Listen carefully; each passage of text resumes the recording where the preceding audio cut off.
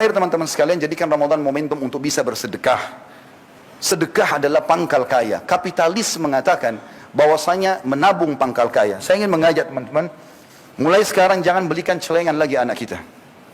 Membelikan celengan anak-anak ini membiasakan mereka bakhil, penyakit jiwa, pelit.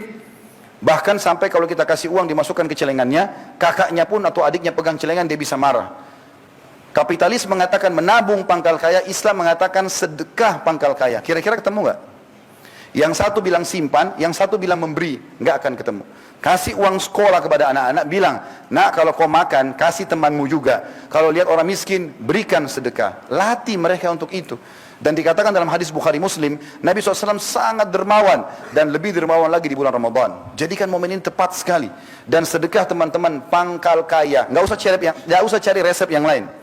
Teman-teman di sini yang buka usaha, teman-teman yang membuka usaha pun di luar daripada Kalibata City ini, teman-teman sekalian, resep sederhana. Grafik, usaha mau naik, kami pun praktisi lapangan. Dan saya sudah praktikin, buktinya sangat banyak.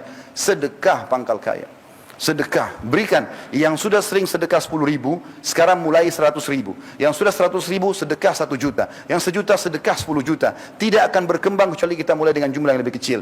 Makin besar kita sedekahkan, makin besar juga balasan dari Allah. Dengarkan hadis Bukhari, hadis Qudsi. Kata Nabi SAW, Allah berfirman, Ya ibn Adam, unfik alaik. Wahai anak Adam, berinfaklah, maka aku akan berinfak kepadamu. Dari salah satu hal yang dilatih di Ramadan adalah berinfak ini. Dengan cara melipat gandakan pahala puasa kita, yaitu membuka puasakan orang. Tadi kita dengar sama-sama pengurus masjid mengatakan 900 orang yang buka puasa. Ini luar biasa teman-teman sekalian, jumlah yang fantastis. Kalau Anda menyumbang air mineral saja, tidak usah jauh-jauh, Masjid Nurullah datang, kalau pengurus masih butuh kasih. 1 dus air mineral harganya maksimal Rp30.000. Isinya 48 gelas.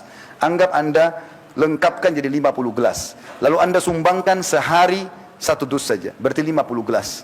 Itu cuma Rp30.000. Artinya hari itu Anda akan panen 51 pahala puasa. Anda 1 dan 50 orang lain.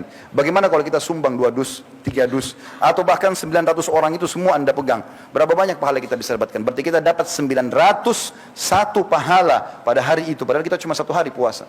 Ini luar biasa. Mungkin Anda mengatakan, Ustaz, tidak semuanya orang bisa buka puasakan orang. Subhanallah, sahabat sudah tanya itu. Dan para sahabat mengatakan dalam hadis sahih, ya Rasulullah, tidak semua orang bisa buka puasakan orang lain. Karena yang dibayangkan sahabat mungkin seperti seseorang dari kita membayangkan nasi campur yang lengkap, biayanya 30.000 1 orang. Maka apa jawaban Nabi SAW? Allah akan berikan pahala buka puasa ini, walaupun dia hanya memberikan susu yang dicampur dengan air. Kalau susu kita campur air, teman-teman, tinggal warna, hilang rasanya. Tapi kalau tidak punya kecuali itu, dia dapat pahala orang yang dikasih buka puasa itu. Atau sebutir kurma, atau seteguk air. Bukan 1 gelas, seteguk air. Dan apa kata Nabi SAW? Dan siapa yang memberikan seteguk air bagi orang yang berbuka puasa, Allah akan memberikan dia seteguk air dari telagaku pada hari kiamat, yang dia tidak akan pernah haus sampai masuk ke dalam surga. Kesempatan emas. Ustaz, saya miskin, nggak punya Rp30.000 beli dus. Misal. Baik, masih ada cara lain. Anda masuk ke masjid sini, minta tolong sama marbot. Saya mau ikut bantu, tata kurmahnya, tata gelasnya, nggak ada biaya uang itu, cuma tenaga. Kalau juga masih belum mau, sudah miskin, susah, mau jadi orang kaya, masuk ke masjid, maunya cuma dilayani, mau duduk tinggal buka puasa, ada resep terakhir. Kalau tidak mau, pukul saja. Karena luar biasa, berarti dia tolak pahala yang luar biasa. Nggak ada modal uang, nggak ada modal energi. Kalau lagi duduk mau buka puasa, angkat gelas mineral di sebelah kita, kasih teman di sebelah. Ini ya, ambil puasa saya, ambil punya dia, saya ambil puasa kamu. Modalnya cuma begini.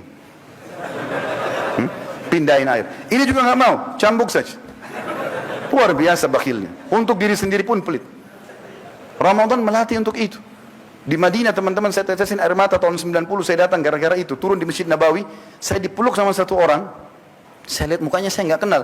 Lalu saya tahu tuh dia bisikin kuping saya, dia mengatakan, akhi, padahal saya nggak kenal, tolong buka puasa di tempat saya. Setiap Ramadan di Madinah begitu, 1 bulan penuh. Ternyata kalau ayah sama anak, ayahnya lagi nata sufra plastik diisi kurma sama zam-zam di dalam masjid, anaknya di luar cari mangsa. Jadi kita dipeluk sama dia. Kalau kita bilang iya, dipegang tangannya sampai tiba di tempat dia. Buka puasa sini ya, baru dia tunjuk, jangan buka puasa situ. Karena yang di depan itu ternyata mungkin ada tambahan. Kalau orang tergantung uangnya, ada orang sederhana dia cuma kurma sama zam-zam. Ada orang lebih kaya dia taruh yogurt, taruh roti, taruh kurma, taruh pisang, macam-macam. Jadi orang bisa tergoda pindah. Lalu dia bilang apa? Sudah tahu tempat kami, besok kesini lagi ya. Saking maunya buka puasa. Malu kita di Indonesia ini teman-teman. Pak RT sudah kasih jadwal. Bapak ini, ibu ini, 1 bulan kadang-kadang cuma dapat 1 kali giliran nyumbang untuk masjid. Tiba gilirannya masih bertanya, oh sudah tiba giliran saya ya. Seakan-akan aneh kenapa tiba gilirannya buka puasain orang. La haula wala quwata illa billah. Semestinya tidak usah tunggu, segera ini.